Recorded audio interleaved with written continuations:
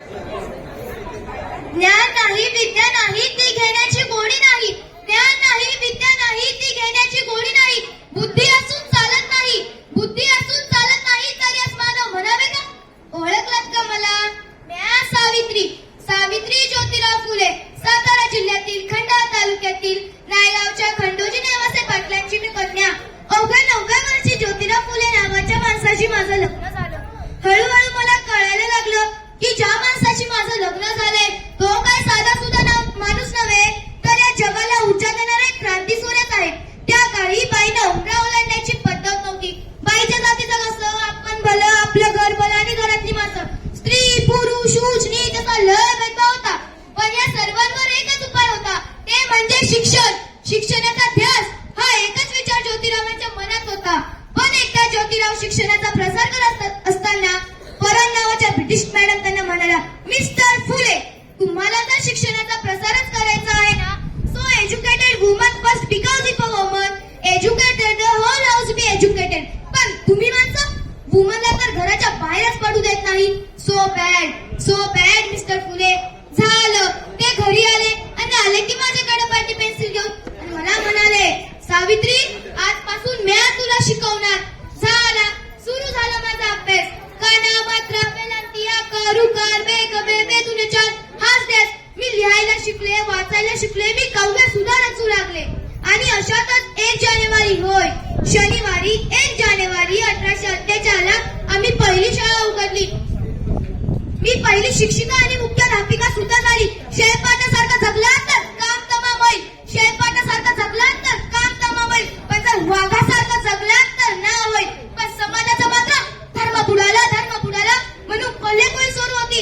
अहो, एखाद्या सर्वसामान्य माणसानं शिक्षण घेतलं तर कोणता धर्म बुडतो? इतका तकलाद असू शकतो हा धर्म? अहो, माणसासाठी धर्म असतो का धर्मासाठी माणूस? अहो, माणसासाठी धर्म असतो का धर्मासाठी माणूस?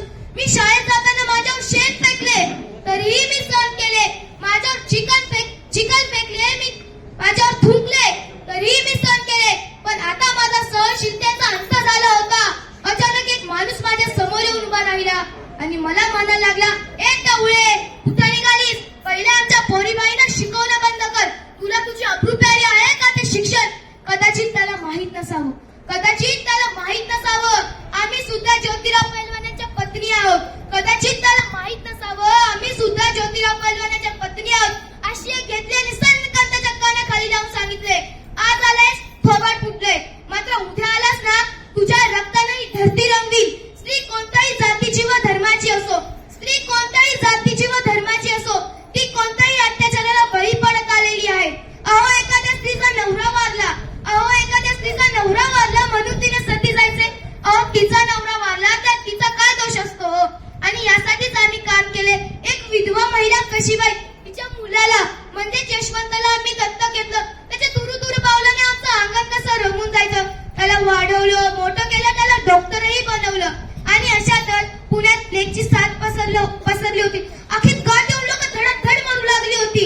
आणि तेव्हा आम्ही यशवंताला सांगितलं, यशवंता, आपल्याला हॉस्पिटल उभारायचं आहे. यशवंतानं हॉस्पिटलही उभारलं.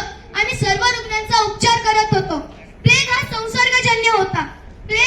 संसर्गजन्य होता म्हणून कधी ना कधी तो मलाही होणार होता. मुळीच आपण जगलोच समाजासाठी ना, तर समाजासाठी मरण पत्करावं लागलं तर मरणा तुझं स्वागत आहे. अहो, सावित्रीबाईची मी सावित्री झाली आणि सावित्रीबाईची मी सावित्री. बघता आमच्या 18 शाळा झाल्या. सती प्रथा, केशवपण या सर्वांवर आम्ही मात केले. कारण आनंद होता या बाईने शिकण्याचा. म्हणून म्हणे विद्येविना मती गेली, मतीविना गती गेली. विद्येविना मती गेली, मतीविना गती गेली. गतीविना वित्त गेले, विद्येविना शुद्ध चकले. इतके अनर्थ एका अविद्येने केले. म्हणूनच मुलींना वाचवा, मुलींना शिकवा आणि या देशाची साक्षरता वाढवा. कारण एक मुलगा शिकला ना तो एकटा शहाणा होतो. पण जर एक मुलगी शिकली ना ती संपूर्ण घराला शहाणं करते. म्हणून मुलींना वाचवा, मुलींना शिकवा आणि या देशाची साक्षरता वाढवा. धन्यवाद.